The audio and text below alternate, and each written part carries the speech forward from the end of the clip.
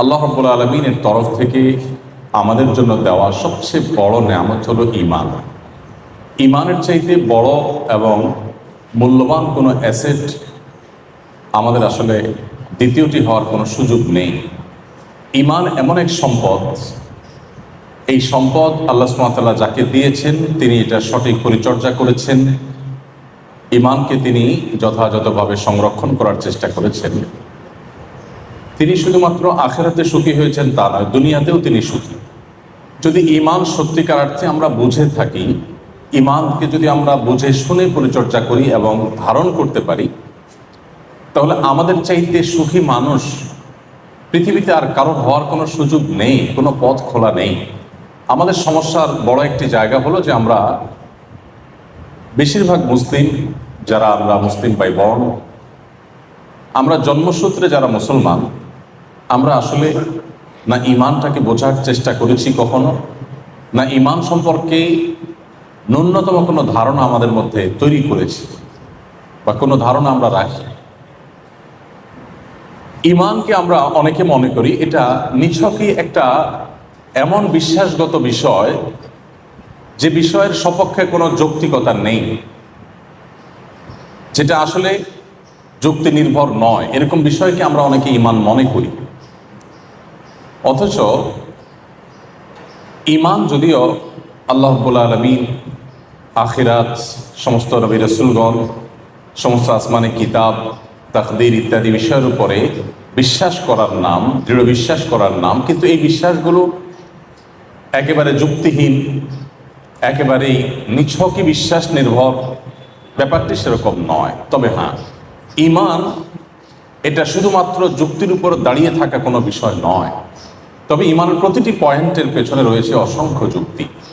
আল্লাহ রাব্বুল আলামিন আমাদেরকে যে ইসলাম দিয়েছেন, এখানকার প্রতিটি বিষয়, প্রতিটি আদেশ, প্রতিটি নিষেধ, প্রতিটি পয়েন্ট, এগুলোর পেছনে রয়েছে বহুবিধ যুক্তি, যার কোনোটি হয়তো মানুষ আবিষ্কার করেছে 500 বছর আগে, কোনোটি হয়তো ইসলামের নবী করিম সাল্লাল্লাহু আলাইহি সাল্লামের যে আবির্ভাব তার 1000 বছর পর আবিষ্কৃত হয়েছে, কোনোটির যৌক্তিকতা প্রমাণিত হয়েছে আরও পর, কোনোটি হয়তো এখন থেকে আরও 200, 500 বা 1000 বছর পর প্রমাণিত হবে।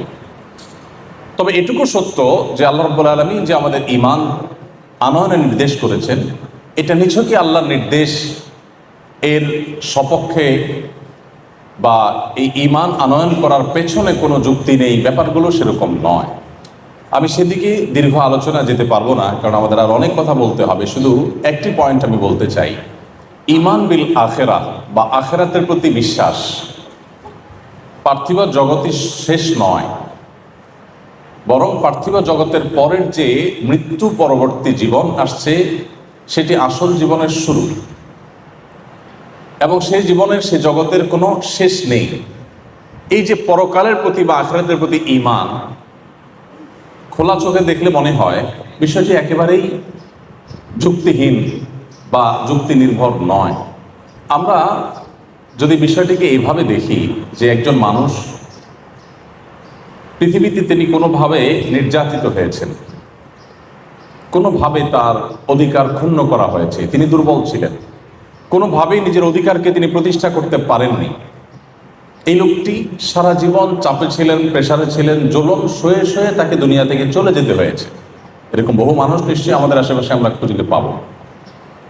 প্রশ্ন হলো, এই যে লোকটি নির্যাতিত হয়ে, নিষ্পেষিত হয়ে, জুলুমের শিকার হয়ে, অধিকার বঞ্চিত হয়ে নির্মমভাবে মৃত্যুকে তিনি বরণ করে দুনিয়া থেকে চলে গেলেন, এখানেই যদি সব কিছুর শেষ হয়ে যায়, এখানে যদি সব কিছুর পরিসমাপ্তি হয়ে যায়, তাহলে বিষয়টি এই দাঁড়ালো যে পৃথিবীতে কেউ জোর জবরদস্তি, কারোর জুলুম করার ক্ষমতা থাকলে তিনি সেটা করতেই পারেন, আর যে দুর্বল সে নিষ্পেষিত হবে, সে জুলুমের শিকার হবে, তার সান্ত্বনার কোনো জায়গা নেই।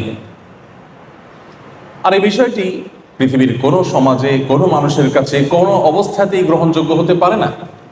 এই প্রশ্নের উত্তর বা এই পরিস্থিতির থেকে উত্তরণের কোনো পথ যারা আখিরাতের প্রতি ঈমান আনে না বা আখিরাতে বিশ্বাস করে না, তাদের কাছে কিন্তু নেই। ইমানদারের কাছে এর জবাব আছে যে একজন মানুষ তিনি দুনিয়াতে নির্যাতিত হয়ে যদি দুনিয়া থেকে চলে যান, আখিরাতে আল্লাহ রাব্বুল আলামিন তার প্রতি সুবিচার করবেন। সেখানে কারোর পেশি শক্তি, সেখানে কারোর লবিং, সেখানে কারোর কোনো অন্যায় আচরণ, কোনো কিছু করবার কোনো সুযোগ থাকবে না।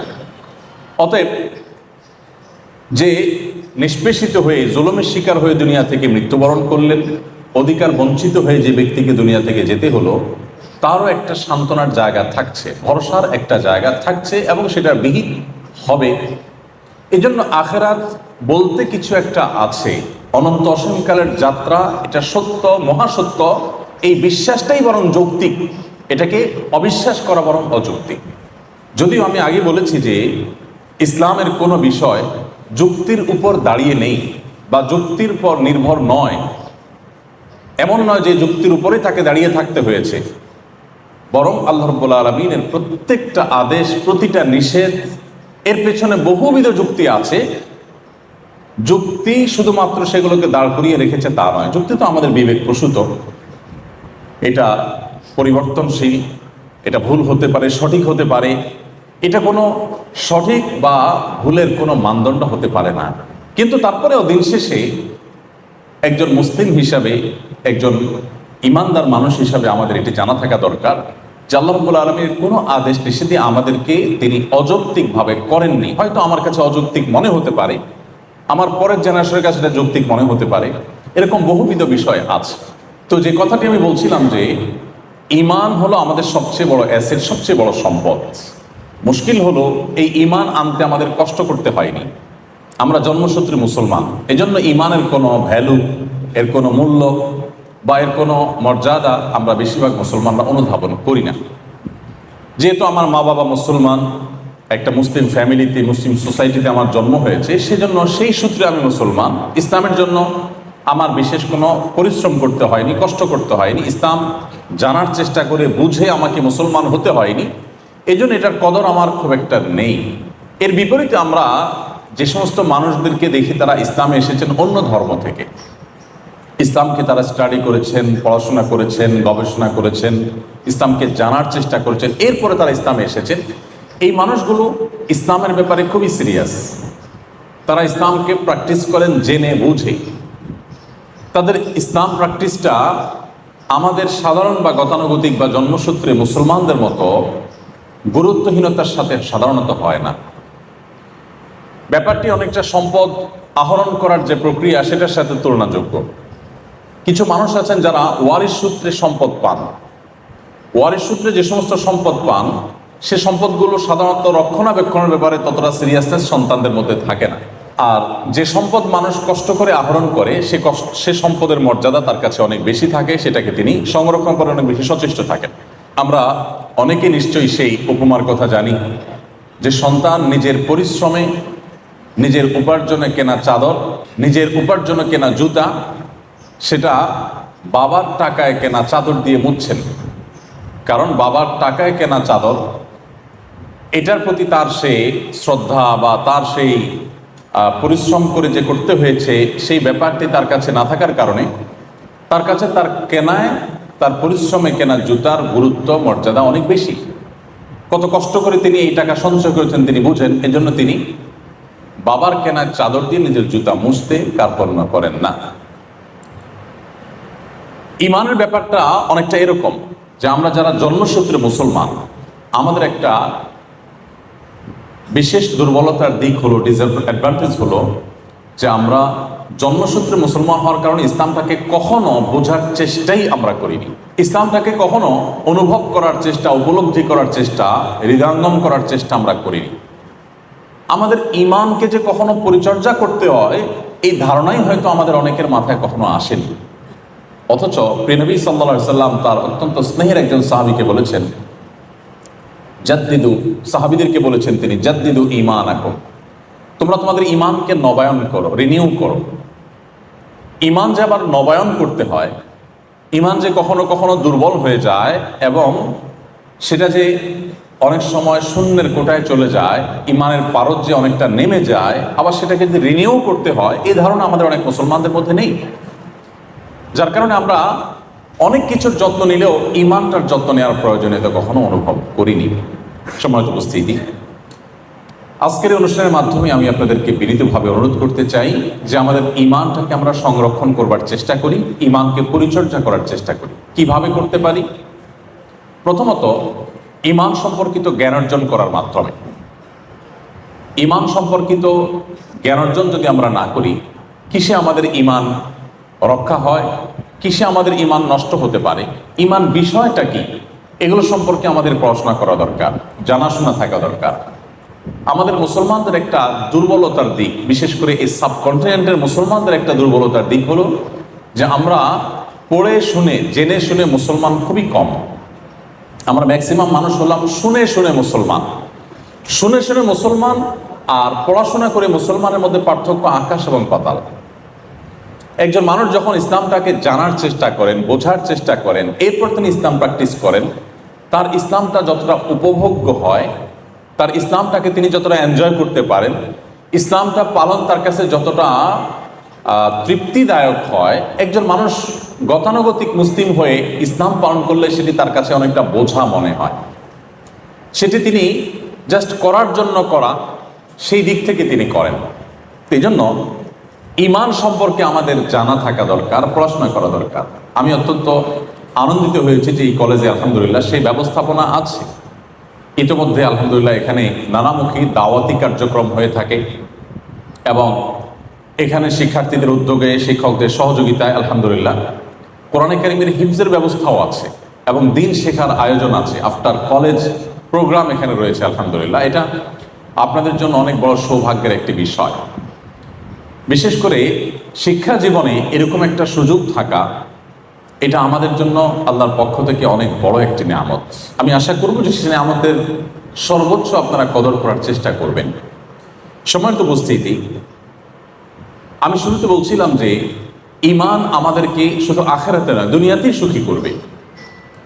মানুষকে সুখী করার জন্য ইমানের চাইতে পাওয়ারফুল আর কোনো বিষয় হতে পারে না। কিভাবে? আমি সেই জায়গায় যাচ্ছি।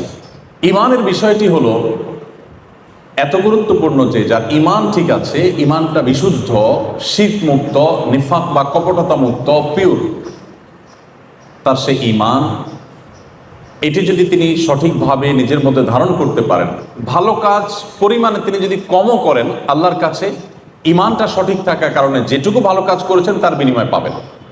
আর যদি ইমানের মধ্যে ভেজাল থাকে বা ইমানটা সঠিক না থাকে বা সংশয়পূর্ণ ইমান থাকে, আমাদের মুসলমানদের একটা বড় অংশ আছেন যাদের ইমানটা সংশয়পূর্ণ ইমান, যাদের ইমানটার মধ্যে দৃঢ়তা নাই, দৃঢ় বিশ্বাস নাই।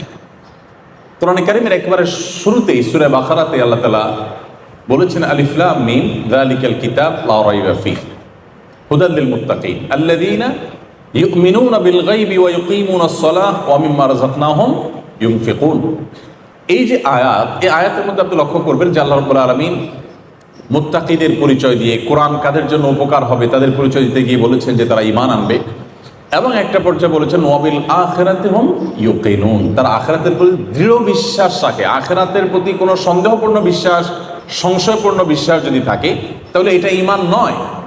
ঈমান হলো সংশয়ের ঊর্ধ্বে দৃঢ় বিশ্বাসের নাম। এখন আমাদের অনেকের মধ্যে সংশয় কাজ করে, এবং এই সংশয়টা যে কাজ করে এটার পেছনে কিছু ভূমিকা, কিছু কাজ আছে। একটা শয়তানের ভূমিকা রয়েছে, আর একটা হলো যে শয়তানের দোসর মানুষ, শয়তানদের ভূমিকা রয়েছে, যে কিভাবে মানুষের মধ্যে সংশয় সৃষ্টি করা যায়, কিভাবে মানুষের মধ্যে সন্দেহের দানা সৃষ্টি করা যায়। এরকম অনেককেই আমরা সংশয় নিয়ে ঈমানদার। সংশয় মুক্ত ঈমান, এটার উপমা হলো, আমার সামনে যদি কোনো একটি মোমে আগুন জ্বালানো থাকে, আমি কখনো সে আগুনে হাত দেব না। কেন হাত দেব না? কারণ আমি জানি যে আগুনে হাত দিলে আমার হাত পুড়ে যাবে। আগুনে হাত দিলে যে আমি ক্ষতিগ্রস্ত হব, কষ্ট পাবো, আমার হাত পুড়ে যাবে, এই জিনিসটির প্রতি আমার দৃঢ় বিশ্বাস আছে, কোনো সংশয়পূর্ণ বিশ্বাস নয়। যার কারণে কেউ আমাকে জোর করেও সে আগুনে হাত দেওয়াতে পারবে না। ঠিক একইভাবে ঈমান মানুষকে পরিচালিত করে। আমরা যে যতটা সৎ সে ততটা ঈমানদার। মুসলমানদের মধ্যে যে যতটা সৎ সে ততটা ঈমানদার, যে যতটা অসৎ সে ততটা ঈমান থেকে দূরে।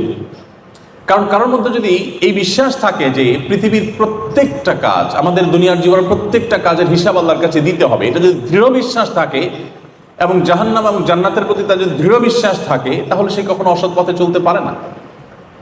অতএব যে যতটা খারাপ পথে চলছেন তার ভেতরে ইমানের দুর্বলতা তত বেশি, আর যিনি যতটা নিজেকে সংযত করতে পেরেছেন তার ভিতরে ইমানের পাওয়ার তত বেশি। এই জন্য ইমানটা যেহেতু আমাদেরকে পরিচালিত করে, আমাদের বিশ্বাসটাই যেহেতু আমাদেরকে নিয়ন্ত্রণ করে, আমি যা বিশ্বাস করি সে অনুযায়ী পদক্ষেপ নিয়ে থাকি। অতএব আমার সব কিছুর আগে আমার বিশ্বাসের পরিচর্যা, আমার ইমানের পরিচর্যা করতে হবে। ইমানের পরিচর্যার জন্য, ইমানকে দৃঢ় করবার জন্য দুটি বিষয় খুব বেশি কার্যকর ভূমিকা রাখে। এর একটি হলো কোরআনে কারীমের তিলাওয়াত, বিশেষ করে কোরআন বুঝে পড়া, আর অপরটি হলো প্রিয় নবী সাল্লাল্লাহু আলাইহি সাল্লামের সিরাত, তার পুরো জীবনী আগাগোড়া স্টাডি করা, পড়া।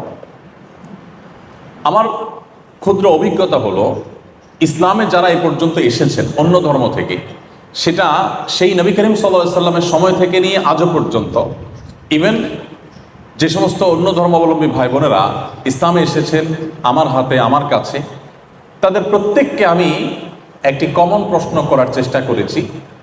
আমি জিজ্ঞাসা করার চেষ্টা করেছি যে আপনি ইসলামে কেন আসছেন? কারণ আমি জানি যে আমাদের মুসলমানদের যে অবস্থা, আমাদের যে কাজ কারবার, আমাদের যে লেনদেন, আমাদের যে উঠা বসা, আমাদের যে ক্যারেক্টার, আমাদের যে চরিত্র, আমাদের যে কর্মকাণ্ড, এগুলো দেখে অন্য কোনো ধর্মের মানুষ ইসলামে আসার কোনো কারণ থাকতে পারে না। আমাদের যে অবস্থা, তাতে বরং দুর্বল ইমানের মুসলমানরা ইসলাম থেকে চলে যায় কিনা সে আশঙ্কা আছে। অন্য ধর্ম থেকে ইসলামে আসার তো কোনো কারণ থাকতে পারে না। এই জন্য আমি কৌতূহলী হয়ে জিজ্ঞাসা করার চেষ্টা করি মুসলিমদেরকে যে আপনি ইসলামে কেন আসছেন ভাই? কোন জিনিসটা আপনাকে ইসলামে টেনে আনছে? আমি প্রথম মনে করতাম যে হয়তো কোনো আলেম, কোনো স্পিকার, কোনো আলোচক, কোনো স্কলারের বক্তব্য, কারো লেকচার বা কোনো বই পুস্তক পরিমাণ ইসলামে এসছেন। কেউ কেউ সেভাবে বা সেই কারণে ইসলামে আসেনও, কিন্তু আমার অভিজ্ঞতা বলে ম্যাক্সিমাম মানুষ যারা অন্য ধর্ম থেকে ইসলামে এসেছেন তারা এই দুটি কারণে, অর্থাৎ হয় তারা কোরআন পড়েছেন, আর না হলে নবী করিম সাল্লাল্লাহু আলাইহি ওয়াসাল্লামের সিরাত পড়েছেন। এই দুটির কোনো একটি দ্বারা প্রভাবিত হয়ে তিনি ইসলামে এসেছেন। আপনি যদি একেবারে গোড়ায় চলে যান, দেখবেন ওমর রাদিয়াল্লাহু তাআলা আনহু ইসলাম আনয়নের পেছনে কোরআনে কারীমের তেলাওয়াত শুনেছেন তিনি, যেখানে তিনি নবী করিম সাল্লাল্লাহু আলাইহি ওয়াসাল্লামকে হত্যা করতে যাচ্ছিলেন দায়িত্বপ্রাপ্ত হয়ে। শুধুমাত্র বোনের বাসায় গিয়ে বোন ভগ্নিপতির কণ্ঠ থেকে কোরআনের তেলাওয়াত শুনেছেন, আর তার পুরো ভেতরের জগৎটা পরিবর্তন হয়ে গেছে, এবং এরপর তিনি গিয়ে ইসলাম গ্রহণ করলেন।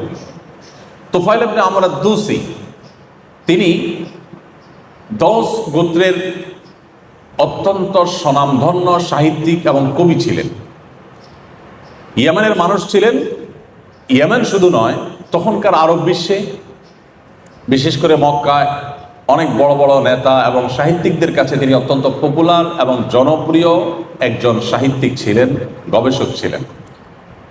তুফাইল ইবনে আমর আদ-দৌসি এসেছেন ওমরা করতে, ওমরা বা হজ করতে এসেছেন। মক্কায় আসার পর মক্কায় থাকা তার বন্ধুরা বললেন, দোস্ত, ওমরা বা হজ করতে আসছো ভালো কথা, খবরদার আমাদের এখানে একটা লোক, তার নাম মোহাম্মদ, তার কাছে আল্লাহর পক্ষ থেকে নাকি ওহী আসে, সে সেগুলো যখন তেলাওয়াত করে, এগুলো যখন মানুষ মনোযোগ দিয়ে শুনে, এগুলোর অর্থ অনুধাবন করে, তখন মানুষ সেখানে তার কাছে নত হয়ে যায় এবং বাপদাদার ধর্ম, শিরক, যেটা মূর্তি পূজা ইত্যাদি, সেগুলো ছেড়ে ইসলামে চলে আসে।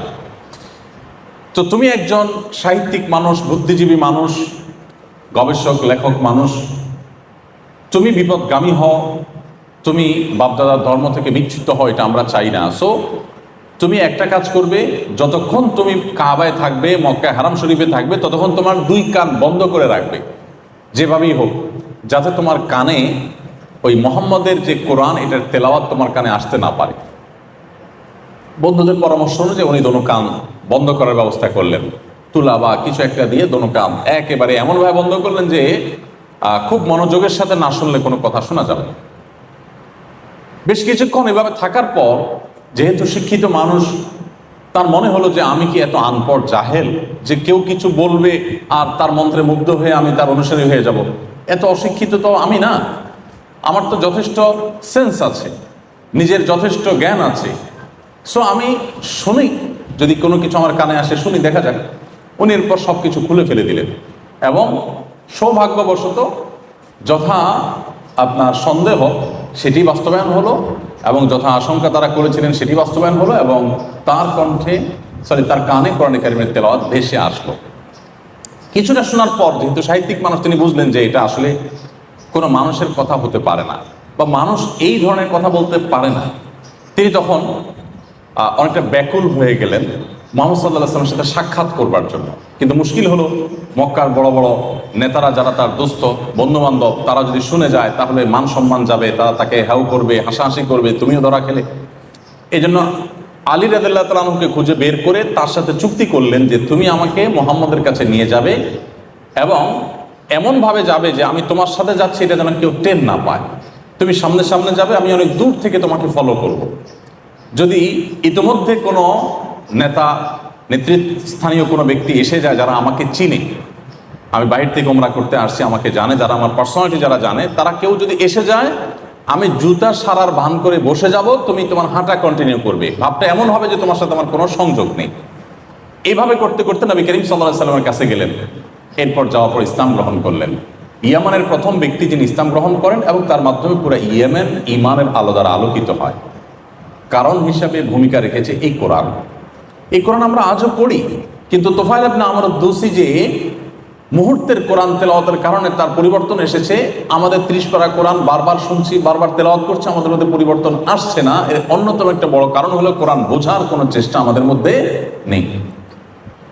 আমরা আমাদের আস-সুন্নাহ ফাউন্ডেশন থেকে 2024 থেকে 2025-এর রমজানের মধ্যবর্তী এই 12 মাস পুরো বছরটাকে আমরা কোরআন বর্ষ ঘোষণা করে সারা দেশের সর্বস্তরের মানুষকে কোরআনে কারীম বুঝে পড়ার প্রতি আমরা উদ্বুদ্ধ করে একটা প্রতিযোগিতার ঘোষণা দিয়েছি এবং সেই প্রতিযোগিতা আমরা 15 লক্ষ টাকার পুরস্কার ঘোষণা করেছি এবং প্রথম, দ্বিতীয়, তৃতীয় যারা হবেন তাদের জন্য রয়েছে সম্পূর্ণ বিনা খরচে উমরার ব্যবস্থা। 6 ধাপে পরীক্ষাটা হচ্ছে। প্রথম 5 ধাপে 6 পারা করে, মাত্র 2 মাস সময়, 6 পারা। আপনি আপনার নিজ দায়িত্বে কোরআনটার তর্জমায় কোরআন দেখে দেখে আপনি পড়বেন। কোনো জায়গায় সংশয় থাকলে স্থানীয় আলেমদের শরণাপন্ন হবেন। শুধুমাত্র তর্জমা, কোনো তাফসীর থেকে প্রশ্ন হবে না। তর্জমা যদি কেউ বুঝে পড়ার চেষ্টা করেন, 2 মাস পর, যেমন যে মে মাসের শেষ শুক্রবার বাদ ফজর আমাদের প্রথম ধাপের প্রথম 6 পারার পরীক্ষা হবে। ইতিমধ্যে একটা মক এক্সাম আমরা নিয়েছি যাতে করে প্রশ্নের ধরন নিতে পারেন সবাই, এখানে অংশগ্রহণ করতে পারেন। আমরা বিজয়ীদেরকে পার্সোনাল লাইব্রেরি এবং ফ্যামিলি লাইব্রেরি নামে 2টি বিশেষ এবং ব্যতিক্রমধর্মী পুরস্কারের ব্যবস্থা রেখেছি। 50,000 টাকার বই, ফ্যামিলি লাইব্রেরি। একটা বাসার মহিলা থেকে নিয়ে শিশু পর্যন্ত কার কি ধরনের বই প্রয়োজন, শিশুর জন্য কোন কোন বই দরকার, মায়েদের জন্য কি কি বই দরকার, সেটা ইসলামিক পার্সপেক্টিভ থেকে বেসিক্যালি, এর বাইরে আরও যা জানা দরকার, কমপ্লিট একটা ফ্যামিলির একটা আদর্শ লাইব্রেরিতে যা থাকা দরকার সেটা আমরা অনেক গবেষণা করে, অনেক পরিশ্রম করে বের করে পুরস্কার হিসেবে দিচ্ছি। কারণ গতানুগতিক যে পুরস্কার আছে এর বাইরে আমরা এমন কিছু দিতে চাচ্ছি যে পুরো ফ্যামিলিকে আলোকিত করবে। যাই হোক, তো আপনাদেরকে আমি উদাত্ত আহ্বান করবো যে কোরআন জানবার যে প্রয়োজনীয়তা আছে আমাদের ইমানকে বৃদ্ধি করবার জন্য, সেই প্রয়োজনীয়তা পূরণ করার একটা সুবর্ণ সুযোগ এটি। পড়াশোনার ফাঁকে ফাঁকে আমরা চাইলে এই কম্পিটিশনে আমরা অংশগ্রহণ করতে পারি এবং আমাদের ইমানকে আমরা বৃদ্ধি করতে পারি। তো আমি যেটি বলছিলাম যে কোরআন থেকে মানুষ ইসলামে এসেছে এর সংখ্যা ম্যাক্সিমাম, অর্থাৎ যত মানুষ ইসলামে এসেছে তার বেশিরভাগ মানুষই কিন্তু ইসলামে এসেছেন কোরআনের কারণে, আর অবশিষ্ট মানুষগুলো দেখবেন সিরাতের কারণে। আপনি মদিনাতে, মক্কায় যারা ইসলাম গ্রহণ করেছেন, এই যে লক্ষাধিক সাহাবী ইসলাম গ্রহণ করেছেন, তাদের জীবনে যদি আপনি স্টাডি করেন আপনি দেখবেন যে বেশিরভাগ মানুষ ইসলাম গ্রহণ করেছেন প্রিয় নবী সাল্লাল্লাহু আলাইহি সাল্লামের ব্যক্তিত্বে মুগ্ধ হয়ে। এবং একজন বন্দী মদিনার এক খুঁটির সাথে তাকে বেঁধে রাখা হয়েছিল। একটি গোত্র নেতা, গোত্রের প্রধান ছিলেন তিনি।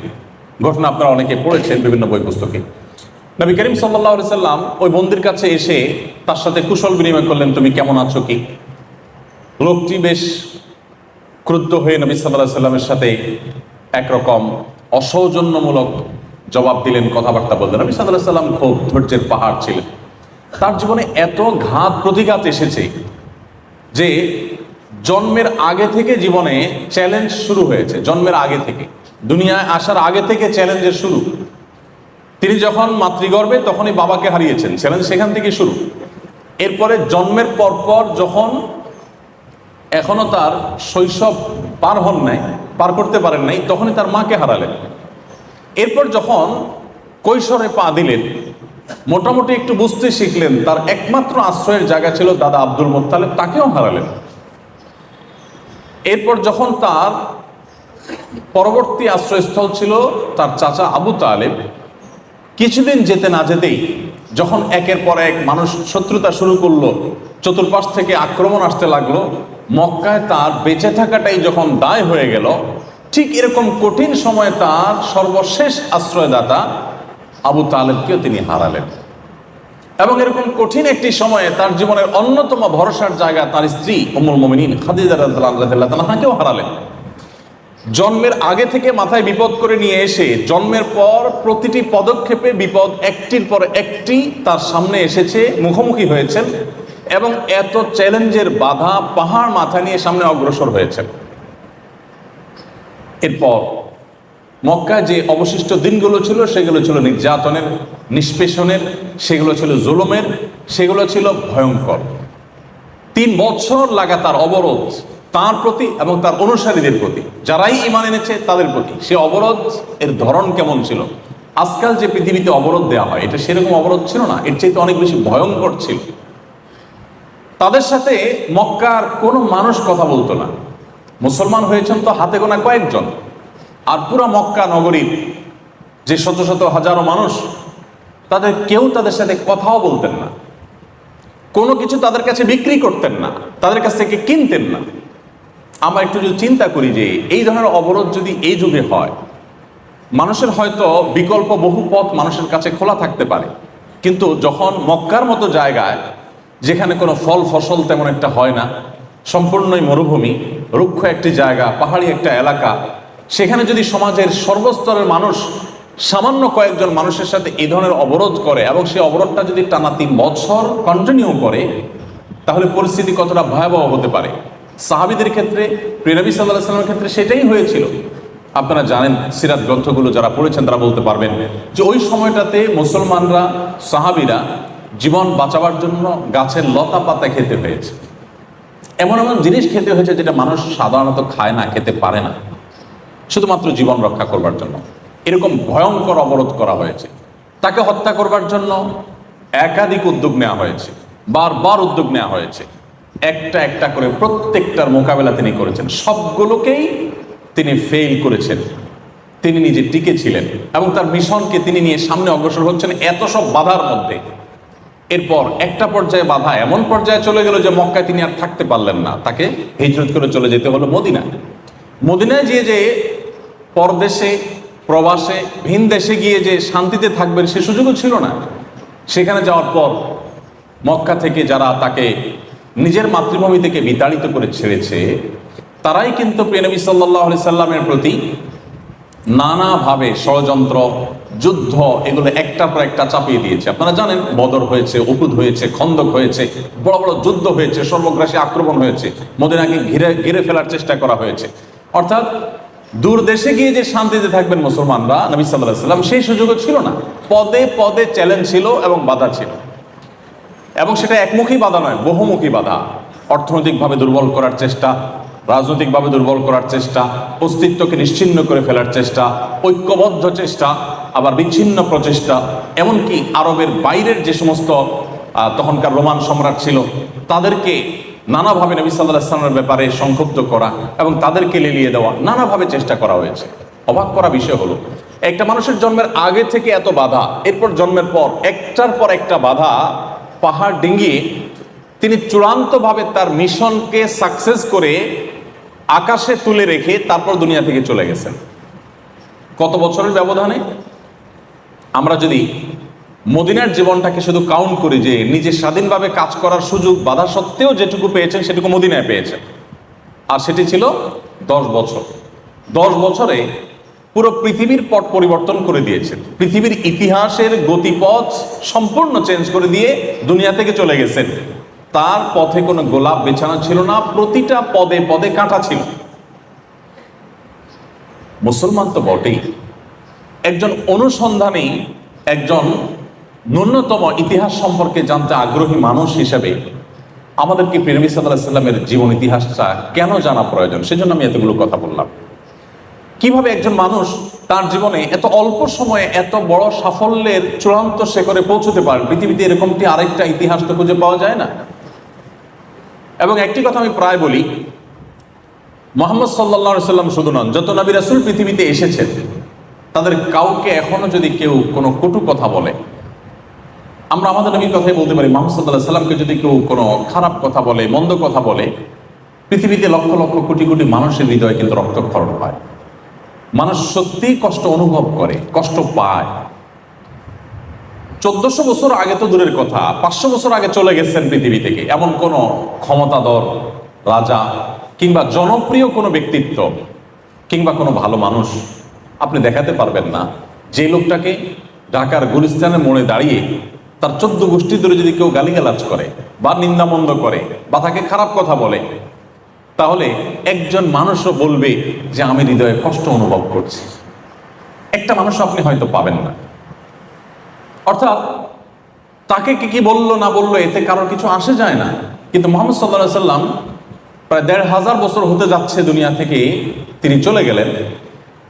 এত সময় পার হওয়ার পর এখনো পর্যন্ত তাকে নিয়ে কেউ কটু কথা বললে পৃথিবীর সমস্ত মুসলমানদের মনে কষ্ট অনুভব হয়।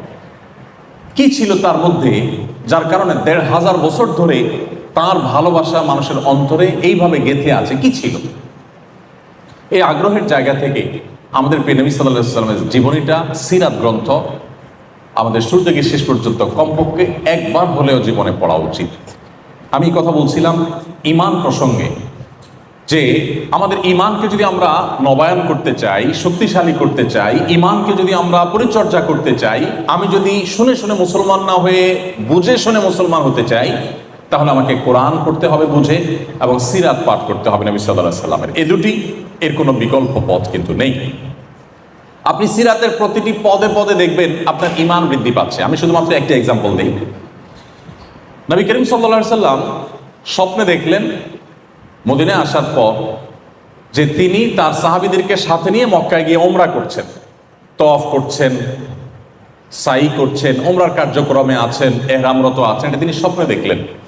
আর নবীদের স্বপ্ন কিন্তু আমাদের মতো নয়। নবীদের স্বপ্নটা ওহী, অর্থাৎ এটা আল্লাহর পক্ষ থেকে প্রত্যাদেশ। তিনি যেটা স্বপ্নে দেখেন এটা বাস্তব। তিনি স্বপ্ন দেখার পর সাহাবীদেরকে বললেন যে দেখো, আমি তো স্বপ্নে দেখেছি যে আমরা সবাই ওমরা করব, মক্কায় যাব। তার মানে আল্লাহ তাআলা ইন্ডিকেট করছেন যে আমাদের মক্কায় যাওয়া উচিত, আমাদের ওমরা করা উচিত, আমরা ওমরা করব, যেহেতু আমি দেখেছি স্বপ্ন, এটাই বাস্তব হবে। নবীদের স্বপ্ন অন্য সাধারণ মানুষের মতো নয়। সাহাবীরা যথারীতি প্রস্তুতি নিলেন, উনিও প্রস্তুতি নিলেন, সবাই ইহরাম করে চলে গেলেন ওমরার উদ্দেশ্যে। এবং নবী করিম সাল্লাল্লাহু আলাইহি সাল্লাম পরিবারের সদস্যরাও সাথে ছিলেন, হাজার হাজার সাহাবীদেরকে নিয়ে ওমরার উদ্দেশ্যে চলে গেলেন। হুদায়বিয়া নামক জায়গা যাওয়ার পর তাকে সেখানে বাধা দেওয়া হলো এবং মক্কার মুশরিকরা তাকে ঢুকতে দিলেন না। এবং শেষ পর্যন্ত বহু আলোচনা পর্যালোচনার পর ঐতিহাসিক হুদায়বিয়া সন্ধি চুক্তি সেখানে হয়। সেই চুক্তি অনুসারে প্রথম কথাই হলো যে তোমরা যারা এবছর ওমরার জন্য এখানে এসেছো, অলরেডি তারা ইহরাম পরে এসেছেন এবং ওমরার পরে তারা আল্লাহর শুকরিয়া আদায় করবার জন্য যে যে কার্যক্রম আছে সবগুলোর প্রস্তুতি তারা নিয়ে এসছেন, সব সাথে আছে এবং ইহরামরত আছে।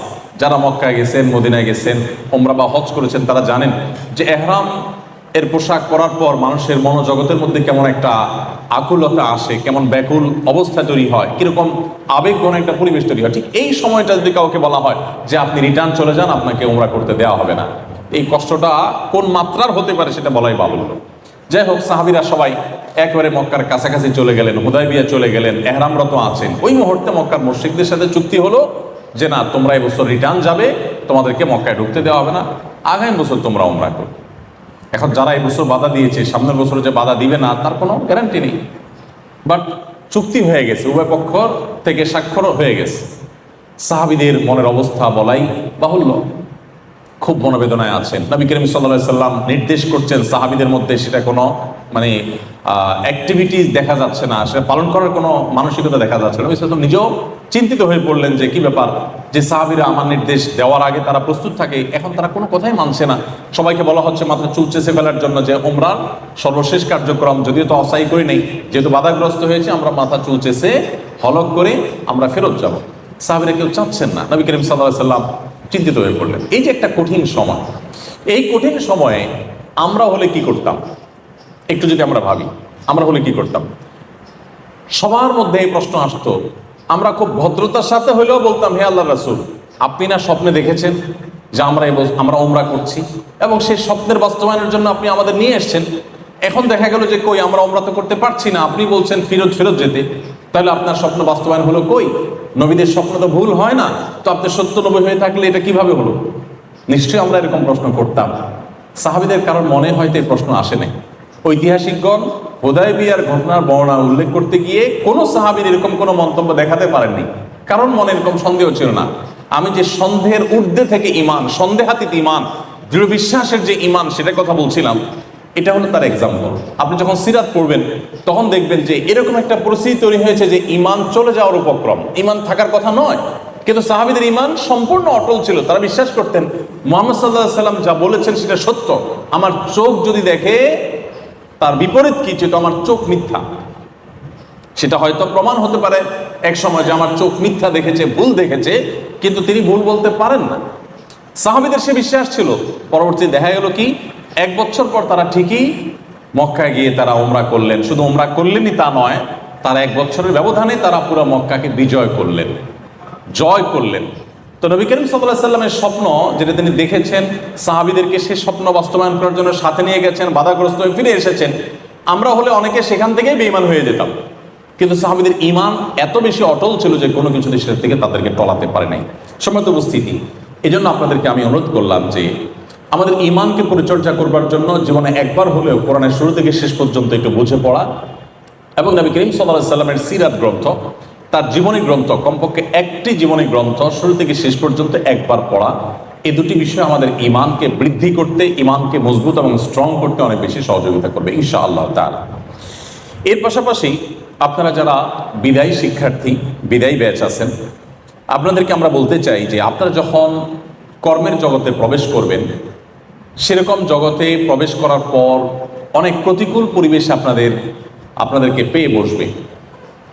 এরকম প্রতিকূল পরিবেশে আপনার ঈমানকে ধরে রাখার জন্য আপনার প্রয়োজন হবে বিশেষ বিশেষ প্রচেষ্টা। এর ভিতরে একটা হলো যেটা আমি বললাম যে কোরআন এবং সিরাত, এই দুটিকে আপনি আঁকড়ে ধরবেন এবং ভালো করে পড়বেন। ভালো করে পড়লে সবচেয়ে বড় লাভ হবে যে আপনার ইসলামটাকে আপনি এনজয় করতে পারবেন। ইসলামটা আপনি শুধুমাত্র আন্ধাধুন্ধা ইসলাম বা যা শুনে শুনে ইসলাম পালন করার যে বিষয়, সেখানে থাকবে না। আপনি ইসলামটা বুঝে বুঝে ইসলাম গ্রহণ করলে বা ইসলাম পালন করলে প্রতিটা ইবাদতে আপনি আলাদা তৃপ্তি অনুভব করবেন ইনশাআল্লাহ তাআলা। সেই সাথে দ্বিতীয় যে বিষয়টি আমি বলতে চাই তা হলো ইসলামটা আমাদের শেখা দরকার। ঈমানকে পরিচর্যা তো আমরা করবোই, এর পাশে ইসলামটা শেখার চেষ্টা করব। ইসলাম শেখার ব্যাপারে আমাদের তেমন কোনো প্রচেষ্টা দেখা যায় না। আমরা শুনে শুনে মুসলমান বেশিরভাগ ক্ষেত্রেই যা সবাইকে করতে দেখছি আমরা তাই করছি। আমাদের ইসলাম নিয়ে পড়াশোনা খুব একটা করা হয় না। আমরা ইসলামটা শেখার জন্য যদি ভালো ভালো কিছু বই পড়ি, যেমন ডক্টর খন্দকার আব্দুল্লাহ জাকির রহমাহুল্লাহ ইসলাম বিশ্ববিদ্যালয় কুষ্টিয়ার আল হাদিসের প্রফেসর ছিলেন, মারা গেছেন। স্যার বেশ কিছু বই আছে একেবারে ইসলামের বেসিক বিষয়গুলো জানার জন্য অনেক বেশি উপকারী। এই বইগুলো যদি আপনার কাছে থাকে, আপনি যদি পড়েন, এরকম আর অনেক বই আছে, অনেক বই আছে যে বইগুলো আমাদেরকে ঈমানের বেসিক বিষয়গুলো, ইসলামের বেসিক বিষয়গুলো জানতে সহযোগিতা করবে। এগুলো যদি আমার কাছে থাকে এবং পুরো বই যদি আমি ভালো করে পড়ি, অনেকগুলো কোর্স আছে, যেমন আপনাদের এখানে আফটার কলেজ কোর্স আছে, আমি শুনলাম এই কোর্সটা সম্পর্কে আমি জানি, খুবই সুন্দর এবং চমৎকার একটি কোর্স। এই কোর্সটা আপনাকে ইসলামের বেসিক বিষয়গুলো জানতে দারুণভাবে সহযোগিতা করবে। আপনি যদি এখানে ইনভলভ হন, যারা এখনো আরো 2-1 বছর আছেন এই কলেজে ইনশাআল্লাহ, তারা যদি ইনভলভ হন এবং শিখেন, তাহলে সেক্ষেত্রে আপনি দেখবেন যে এর আগের ইসলাম আর এর পরের ইসলাম আপনার কাছে আসমান এবং জমিন তফাৎ, অনেক বেশি ব্যবধান আপনার কাছে মনে হবে। এই জন্য আমি আপনাদেরকে অনুরোধ করব, প্লিজ, আপনারা শিক্ষিত মানুষ, আপনারা এদেশের উন্নয়নে আপনাদের প্রত্যেকের দক্ষতা অনুযায়ী আপনারা ভূমিকা রাখবেন। শুধু এদেশ নয়, বিশ্ব মানবতার কল্যাণে আপনারা প্রত্যেকে নিজেকে যার যার মতো নিজ জায়গা থেকে আপনারা অবদান রাখবেন। অতএব আপনারা যদি ইসলামটা জানার চেষ্টা না করেন, বোঝার চেষ্টা না করেন, আপনি যদি একজন অশিক্ষিত বা শিক্ষাবঞ্চিত মানুষের মতো ইসলামটা আপনার চর্চা করেন, তাহলে সেটা অবশ্যই দুঃখজনক হবে এবং সেটা কাঙ্ক্ষিত হবে না। এই জন্য আমি আপনাদেরকে বলতে চাই যে আপনারা প্লিজ ইসলামটাকে পড়ুন, জানার চেষ্টা করুন, স্টাডি করুন। আপনি যদি ইসলামকে পড়েন, জানেন এবং বই পুস্তক পড়ে পড়ে ইসলামটাকে চর্চা করার চেষ্টা করেন, আমি বিশ্বাস করি যে আপনার এই ইসলামটাকে আপনি এতটা এনজয় করবেন যে ইসলাম ছাড়া আপনি আর বেঁচে থাকা আপনার জন্য দায় হবে। আপনি ইবাদত ছাড়া টিকে থাকতে পারবেন না, আপনি আল্লাহর আনুগত্যের মধ্যেই স্বাদ এবং তৃপ্তি পাবেন। আপনাকে সততার পথে রাখবার জন্য আর কোনো মোটিভেশনের প্রয়োজন হবে না যদি ইসলামটাকে আপনি সত্যিকার অর্থে বুঝে শুনে ধারণ করতে পারেন। এই জন্য আমার বিনীত অনুরোধ থাকবে আপনাদের প্রতি, প্লিজ আপনারা ইসলামটাকে জানার চেষ্টা করুন। ইসলামকে জানার জন্য ওয়াজ শুনলে হবে না, ইসলামকে জানার জন্য আপনাকে বই পুস্তক পড়তে হবে অথবা নিয়মতান্ত্রিক কোনো কোর্স করতে হবে। আজকাল অনলাইনে অনেকগুলো কোর্স আছে, যেগুলো কোরআনিক অ্যারাবিকের জন্য কোর্স আছে, ইসলামিক স্টাডিজের জন্য কোর্স আছে, সাধারণ শিক্ষিত মানুষদের জন্য ডিজাইন করা কোর্স আছে, দেশীয় কোর্স আছে, দেশের বাইরের স্কলারদের কোর্স আছে, ইংরেজিতে আছে, বাংলায় আছে, নানা রকমের কোর্স আছে। আপনার সে সমস্ত কোর্সগুলোতে ইনভলভ হতে পারেন, সেগুলোতে ইনভলভ হয়ে আপনার ইসলামটাকে শেখার চেষ্টা করতে পারেন নিয়মতান্ত্রিকভাবে।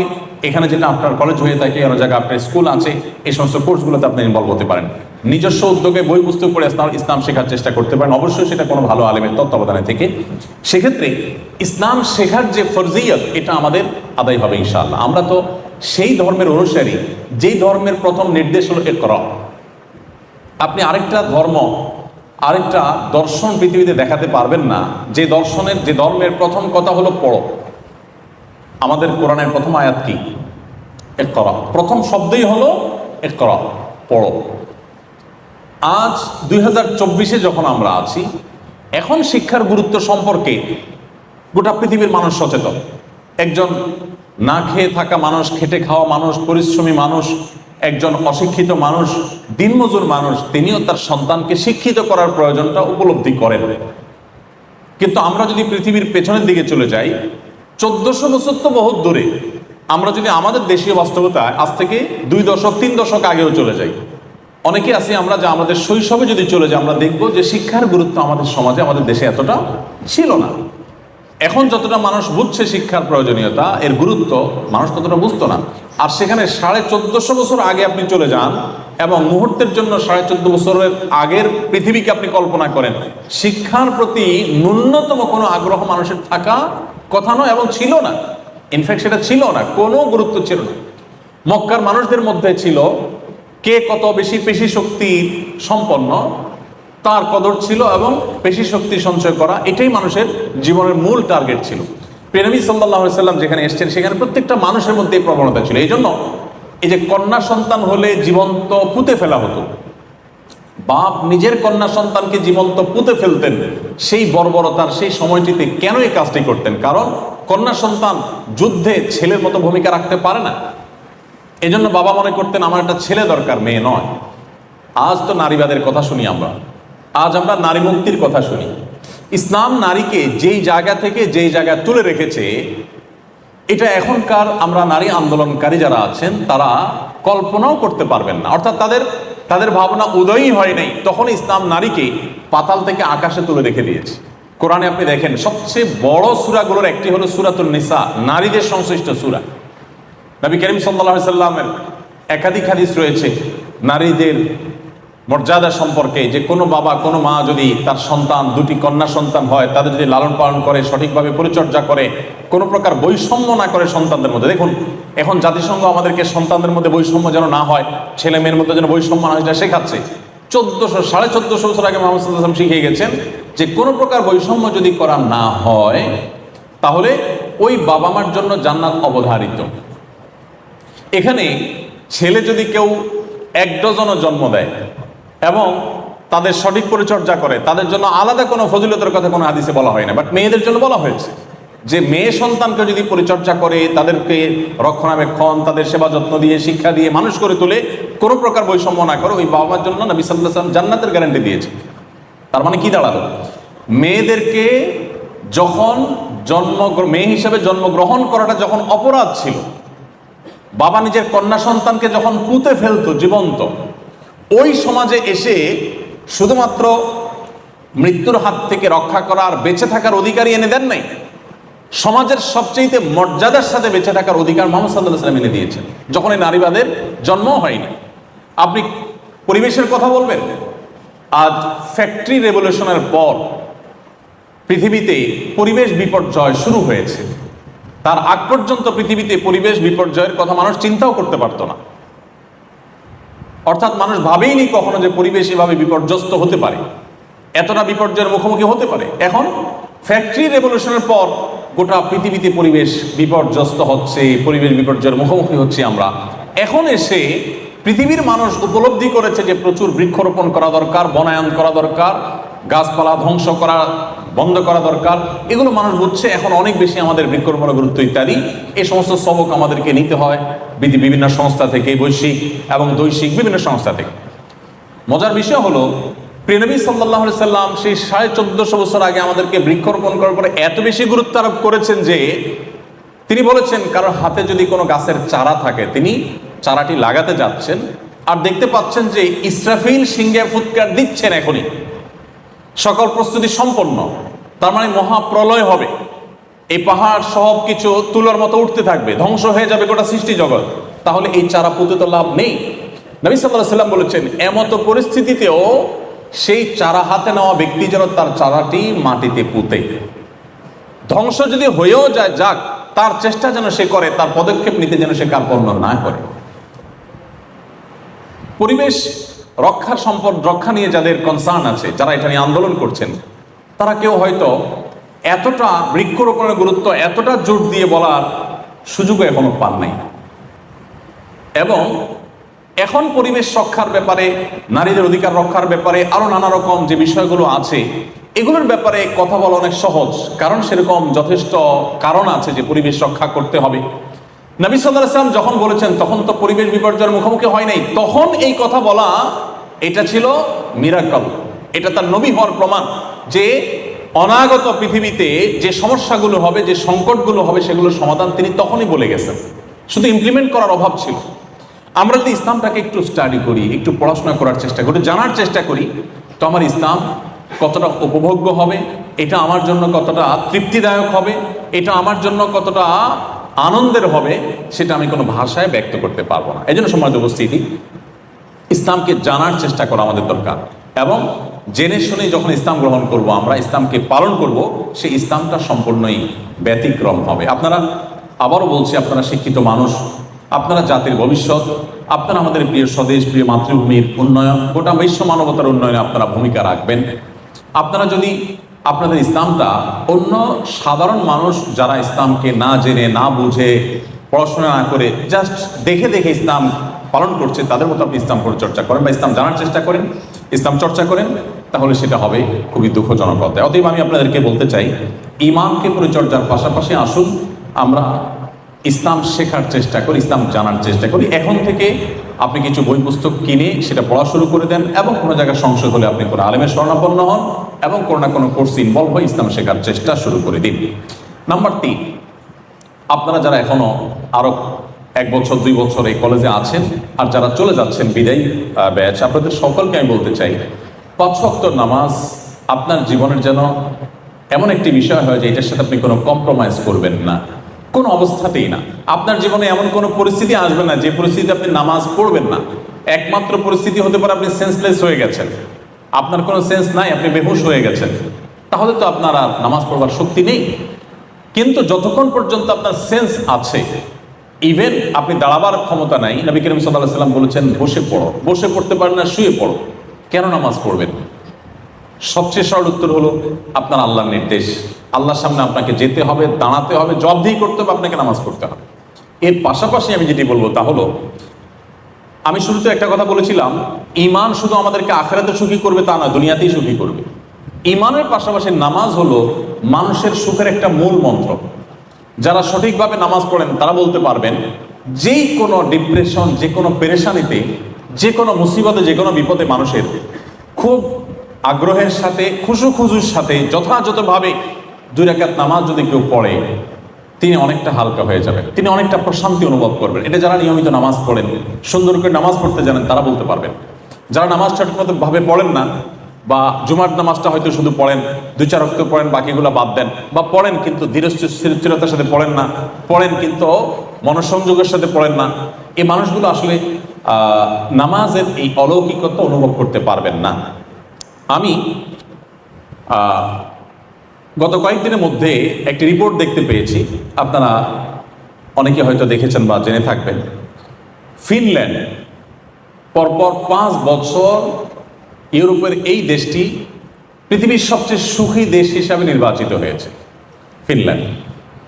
এদেশে মানুষের সংখ্যা সম্ভবত 55 লাখ, কম বেশি 55 লাখ মানুষের বসবাস।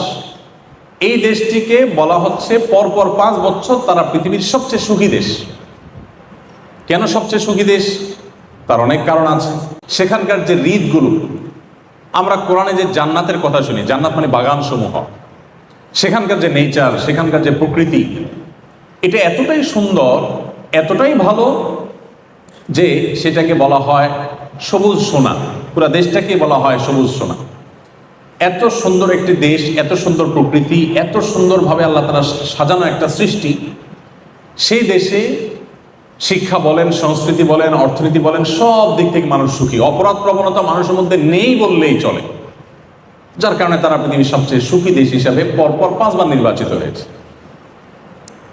ইন্টারেস্টিং বিষয় হলো, এই দেশটিতে আত্মহত্যার প্রবণতার যে সিরিয়াল আছে পৃথিবীতে, সেই সিরিয়ালে এই দেশটি 21তম। পৃথিবীর সবচেয়ে সুখী দেশ, কিন্তু আত্মহত্যার প্রবণতায় তারা 21 নম্বরে আছে। আসুন আরেকটা দেশ সম্পর্কে আমরা জানি, সুইজারল্যান্ড।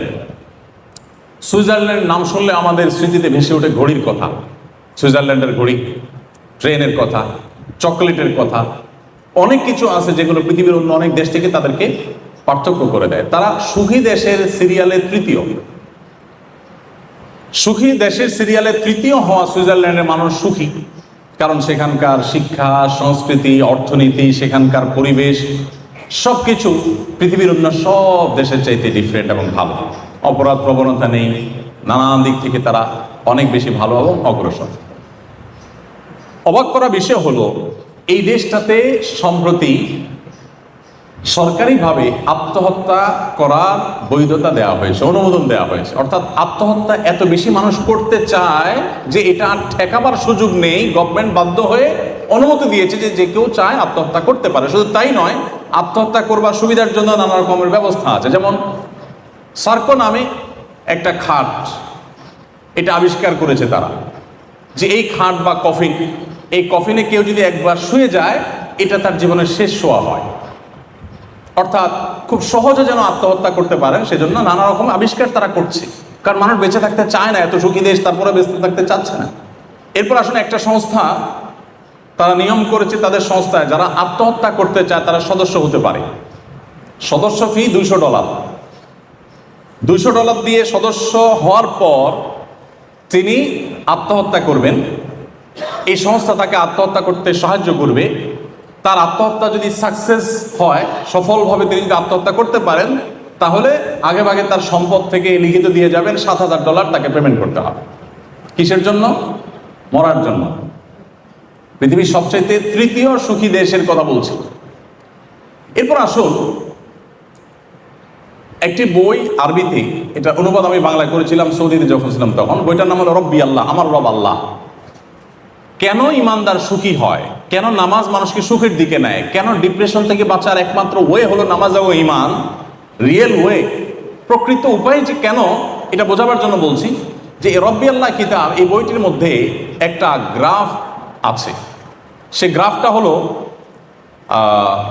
পৃথিবীতে আত্মহত্যার রেশিও কোন ধর্মের মানুষের মধ্যে, কোন সমাজে কতটা বেশি বা কম, এই বিষয়টাকে তুলে ধরা হয়েছে গ্রাফে। সে গ্রাফে উল্লেখ করা হয়েছে যে পৃথিবীতে সবচেয়ে আত্মহত্যার প্রবণতা সবচেয়ে বেশি হলো ধর্মে অবিশ্বাসী নাস্তিকদের মধ্যে, সব দেশেই এটা। এবং এই জরিপটা যার তার জরিপ না, এটা বিশ্ব স্বাস্থ্য সংস্থার জরিপ, এবং 1 বছরের জরিপ না, ওখানে পরপর কয়েক বছরের জরিপ তুলে ধরা হয়েছে যে পরপর অনেক বছর ধরে একই রেশিও দেখা যাচ্ছে, সবচেয়ে বেশি আত্মহত্যার প্রবণতা হলো নাস্তিকদের মধ্যে। এরপর মজার বিষয় হলো, সবচেয়ে কম আত্মহত্যার প্রবণতা হলো মুসলমানদের মধ্যে। পৃথিবীতে কয়েক বছরের জরিপ তুলে ধরা হয়েছে, পৃথিবীতে সবচেয়ে কম আত্মহত্যা হয় মুসলমানদের মধ্যে। এখন প্রশ্ন ওঠে যে পার্থক্যের জায়গাটা কোথায় আসলে। পাশাপাশি আরেকটা তথ্য দিয়ে রাখি, আমার পৃথিবীতে যে সমস্ত দেশে যাওয়ার সুযোগ হয়েছে, এর মধ্যে জাপান সম্পর্কে আপনারা জানেন, জাপানে আমার যাওয়ার সুযোগ হয়েছে, কোরিয়াতে আমার যাওয়ার সুযোগ হয়েছে। আপনারা জানেন যে জাপানিজরা সবচেয়ে ভদ্র জেন্টেল পৃথিবীর। একসময় তাদের ইতিহাস অনেক বাজে ছিল, কিন্তু তাদের হিরোশিমা যে ট্র্যাজেডি, তারপর থেকে তারা পরিবর্তন হয়ে গেছে। জাতি হিসাবে পৃথিবীর সবচেয়ে সভ্য, সবচেয়ে ভদ্র, সবচেয়ে জেন্টেল জাতি তারা। এবং জাপান থেকে ঘুরে আসার পর বেশ কিছুদিন যাবৎ আমি একাধিকবার গিয়েছি, যেবারই গিয়েছি সফর শেষ করে দেশে আসার পর আমার নিজেরই আচার আচরণের মধ্যে এক ধরনের পরিবর্তন আমি লক্ষ্য করতাম। অফিসে যখন স্টাফদের সাথে কথা বলতাম, আস্তে আস্তে কথা বলতাম। বাসায় যখন কথা বলতাম পরিবারের সাথে ধীরে ধীরে কথা বলতাম। কারণ ওখানে ওই যে মানুষ ফিস করে কথা বলে, কেউ কারো দ্বারা যেন ডিস্টার্ব না ফিল না করে, কেউ কারো দ্বারা কষ্ট না পায়, এতটা জেন্টেল তারা। বেশ কিছুদিন তাদের মধ্যে থাকলে, দোকানপাট রাস্তাঘাটে গেলে নিজের মধ্যে একটা পরিবর্তন চলে আসে, এই লেভেলের জেন্টেল। এবং তথ্য প্রযুক্তিতে তারা কতটা এগিয়ে ছিল তার বলার অপেক্ষা রাখে না। আপনারা ইঞ্জিনিয়ারিং কলেজের স্টুডেন্ট, আপনাদের আরো ভালো জানা থাকার কথা। এই জাপানিজদের মধ্যে আত্মহত্যার প্রবণতা সবচাইতে বেশি। কোরিয়ানদের মধ্যে আত্মহত্যার প্রবণতা সবচাইতে বেশি। এত বেশি আত্মহত্যার প্রবণতা এমনকি জার্মানিদের মধ্যে। ওই রব্বি আল্লাহ বইয়ের মধ্যে লেখা আছে যে অস্ট্রেলিয়াতে একটা ব্যাগ আবিষ্কার করা হয়েছে, লাইফ ব্যাগ না কি যেন নাম। এটা জাস্ট সেট করবে আর আত্মহত্যা হয়ে যাবে। আত্মহত্যার জন্য যে কত রকমের কসরত এবং প্রচেষ্টা। এখন আমার প্রশ্ন হলো, পৃথিবীর সবচাইতে সুখী দেশ, পৃথিবীর সবচাইতে আপনার সুন্দর দেশ হওয়ার পরও মানুষ বেঁচে থাকতে চাচ্ছে না কেন? কারণ একটাই, যে সবকিছুই আছে, মানসিক প্রশান্তিটা আসলে নেই। নবী করিম সাল্লাল্লাহু আলাইহি ওয়াসাল্লাম বলেছেন, লাইসাল গিনা বিকাসরাতিল আরদ। পৃথিবী তথ্য প্রযুক্তির উন্নতির চরম শিখরে পৌঁছে যেতে পারে, নানা রকমের আবিষ্কার দিয়ে পৃথিবীর মানুষের জীবনযাত্রাকে পানির চাইতে সহজ করে ফেলা হতে পারে, বাট এর কোনোটি মানুষকে সুখী করবে না, এর কোনোটি মানুষকে মানসিক প্রশান্তি এনে দিবে না।